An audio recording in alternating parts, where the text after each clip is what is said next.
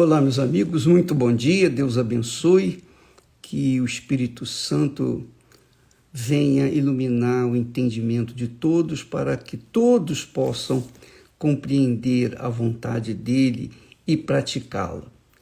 Então, eu queria dividir com vocês o que significa crer em Deus, porque aqui no capítulo 3 de João, se você lê o Evangelho de João,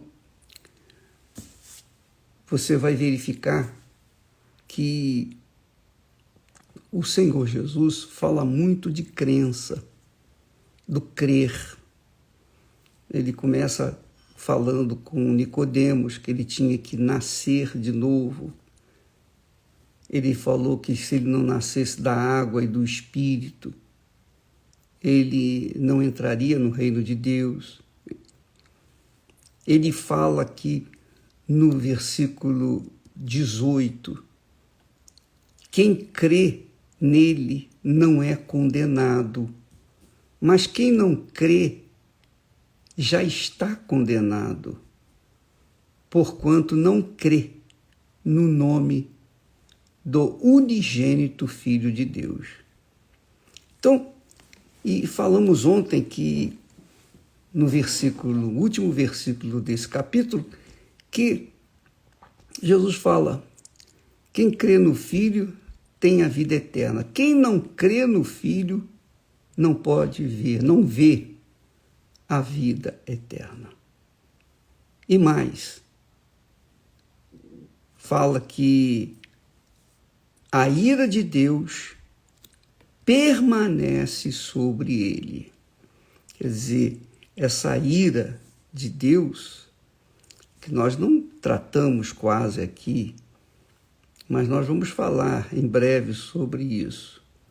A ira de Deus, o ódio de Deus, a revolta.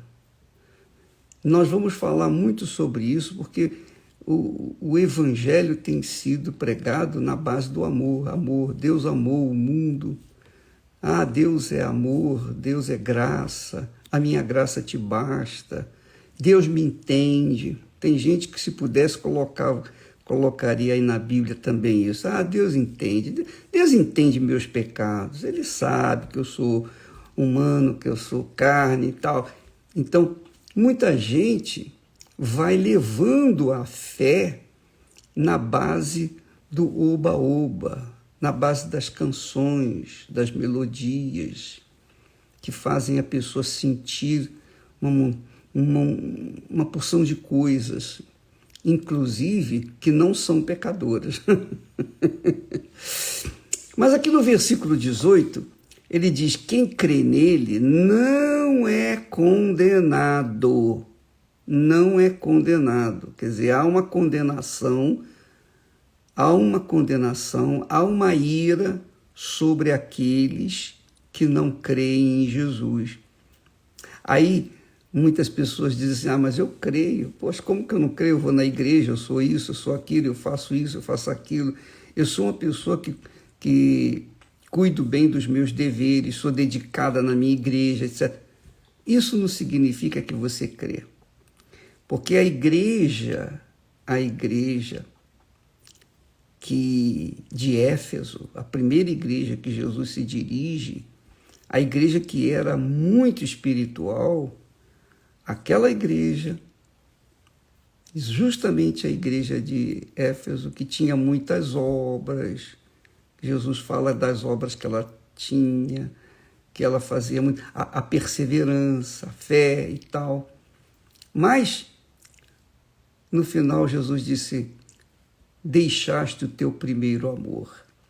Então, que tipo de crença é essa? Que deixa o primeiro amor, que abandona o primeiro amor. Tem obras, tem trabalho, é perseverante, mas também deixa de lado o primeiro amor. Então, eu quero que você entenda o que significa crença. Aqui no versículo 18 fala, quem crê nele não é condenado, quer dizer, justificado. Se não é condenado, é justificado. E justificado por quê? Justificado por conta da fé. Mas que tipo de fé? A pessoa pensa, muita gente tem pensado que pelo fato de elas servirem a Deus, fazerem a obra de Deus, ajudar os outros, etc., isso é suficiente.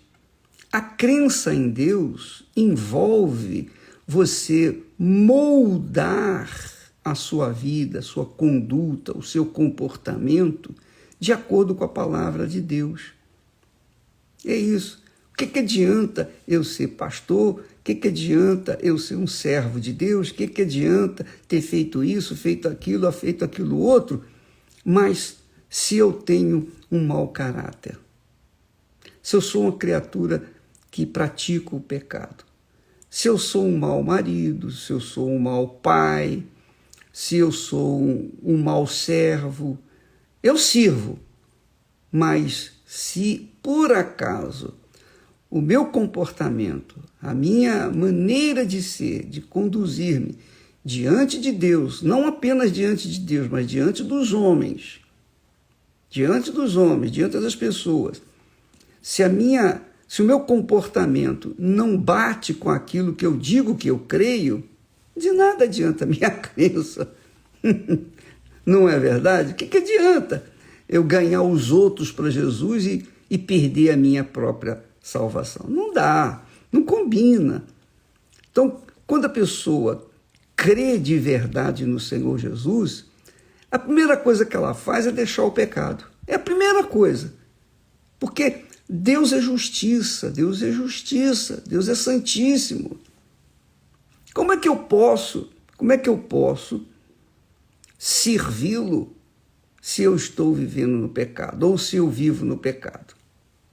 Não tem como, não combina a luz com as trevas. Está aqui, ele fala, a condenação é esta, que a luz veio ao mundo e os homens amaram mais as trevas do que a luz, porque as suas obras eram más.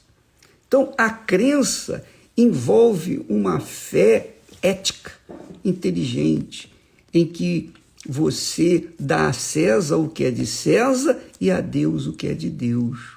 Você é uma pessoa correta, justa, íntegra. Você honra a sua palavra, empenhada.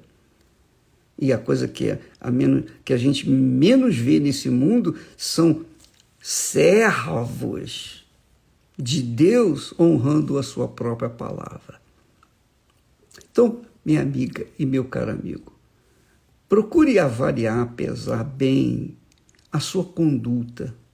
Porque não adianta você conhecer toda a Bíblia Sagrada, mas ser uma pessoa como Nicodemos, por exemplo, que era um homem até sincero, bacana, mestre, dedicado, mas ele precisava nascer de novo.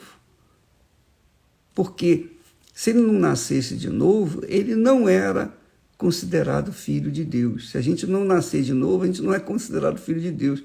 Mas esse novo nascimento envolve a crença de verdade, você assumir a sua fé no Senhor Jesus, o seu caráter, o caráter de Jesus. Não dizer que crê nele, mas procurar se conduzir de acordo com a vontade dele. Ele diz que os homens amaram mais as trevas do que a luz e amam mais as trevas. Muita gente não quer se converter, sabe por quê? Não é que elas não queiram crer, não. Elas querem crer, mas é que elas gostam do pecado. Elas gostam daquilo que fazem que é errado. Então, como é que pode crer em Deus e gostar da injustiça? Deus é justiça, Deus é santíssimo.